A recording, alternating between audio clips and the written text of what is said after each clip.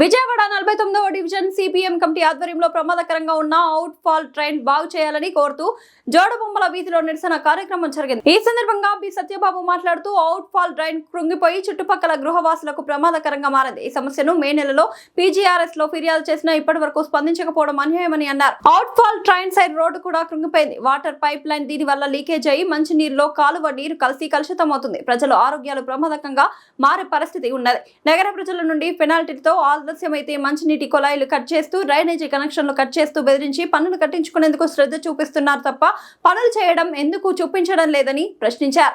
Contractors పనులు చేయడం లేదని, బిల్లుల బకాయిల వలన ముందుకు రావడం లేదని అధికారులు చెప్తున్నారు। నగరానికి చట్టబద్ధంగా ఇవ్వవలసిన 1000 కోట్ల గ్రాంట్ ఎంపీ ఎమ్మెల్యేలు రాబట్టాలి। ఈ కార్యక్రమంలో సిపిఎం డివిజన్ కార్యదర్శి గొల్లతోటి బాలదుర్గ, నక్కా చిన్నగురప్ప, స్థానిక ప్రజలు కోటేశ్వరరావు, దుర్గా విజయ్ కుమార్ పాల్గొన్నారు।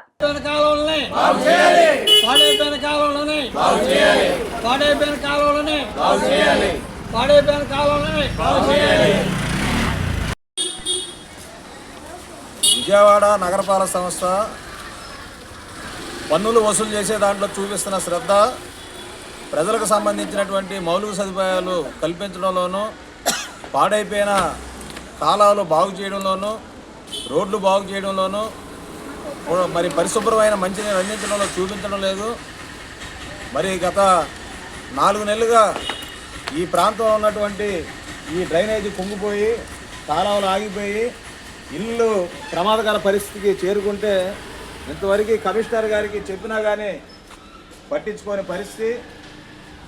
మరి గ్రీవెన్స్లో జరుగుతుంది। స్వయంగా కమిషనర్ గారికి దరఖాస్తులు ఇచ్చినా అధికారులు వచ్చి చూసి వెళ్ళడం తప్ప ఇంతవరకు ఆ పాడైపోయి ప్రమాదకరంగా ఉన్నటువంటి ఈ డ్రైనేజీ వ్యవస్థని బాగు చేసే పరిస్థితి కనబడడం లేదు। పన్నులు వసూలు చేసే దాంట్లో మరి ఆలస్యం అయితే పెనాల్టీలు కట్టించుకుంటున్నారు, పంపులు కట్ చేస్తున్నారు, అడ్వాన్స్గా ముందుగానే 6 నెలల ముందుగానే ట్యాక్సులు కట్టమని ఒత్తిడి చేస్తున్నారు। ఇంత శ్రద్ధ చూపిస్తున్నటువంటి ప్రభుత్వం మరి విజయవాడకు సంబంధించినటువంటి పనులు ఎందుకు చేయట్లా? అదేమనంటే కాంట్రాక్టులు ఎవరు ముందుకు రావట్లేదు అంటున్నారు। కాంట్రాక్టులు ఎందుకు ముందుకు రావట్లా? మా బిల్లులు బకాయిలు 300 కోట్ల రూపాయలు విజయవాడ కార్పొరేషన్ మాకు చెల్లించడం లేదని కాంట్రాక్టులు చెప్తున్నారు। ఎందుకని చెల్లించడం లేదు? రాష్ట్ర ప్రభుత్వం విజయవాడకు రావాల్సిన నిధులనేమో వాడేసుకుంటుంది। సుమారు 1000 కోట్ల రూపాయల నిధులు విజయవాడ నగర అభివృద్ధికి కేటాయించాల్సిన నిధుల్ని రాష్ట్ర ప్రభుత్వం అమరావతి పేరుతో మొత్తం దారి మళ్లించేస్తుంది। విజయవాడ నగరం మొత్తాన్ని గాలికి వదిలేసింది। అందులో భాగంగా మురుగునీళ్ళు వస్తాయన్నా పట్టించుకోవడంలా, మనుషులు చనిపోతున్నారన్నా పట్టించుకోవడంలా, మరి డ్రైనేజీ నిర్మాణం చేయమన్నా పట్టించుకోవడం లేదు, కలవట్లు పాడైపోయినా పట్టించుకోవట్లా, రోడ్లు పాడైపోయినా పట్టించుకోవట్లా, కొండ మీద రిటైనింగ్ వాళ్ళు ప్రమాదకరంగా ఉన్నాయి, పడిపోతున్నాయి, ప్రాణాలు కోల్పోతున్నారన్న పట్టించుకునే పరిస్థితులు ఈరోజు విజయవాడ నగరంలో కొనసాగుతుంది। ఎమ్మెల్యేలు అడ్రస్లు లేరు, ఎంపీలు అప్పుడప్పుడు మొహం చూపించడం తప్ప ఈరోజు విజయవాడ నగరానికి రావాల్సిన నిధుల్ని, అభివృద్ధి పనుల్ని పట్టించుకొని విజయవాడ నగర ప్రజల యొక్క సమస్యల్ని పరిష్కారం చేయాలని సిపిఎంగా మేము డిమాండ్ చేస్తున్నాం।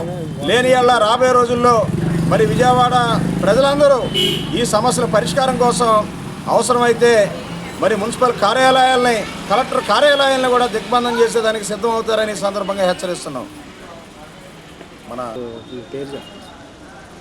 నా పేరు బోయి సత్యబాబు, సిపిఎం మాజీ ఫ్లోర్ లీడర్ని, 50 డివిజన్ మాజీ కార్పొరేటర్ని, సిపిఎం పశ్చిమ నగర కార్యదర్శిగా ప్రజా సమస్యల మీద పనిచేస్తున్నాం।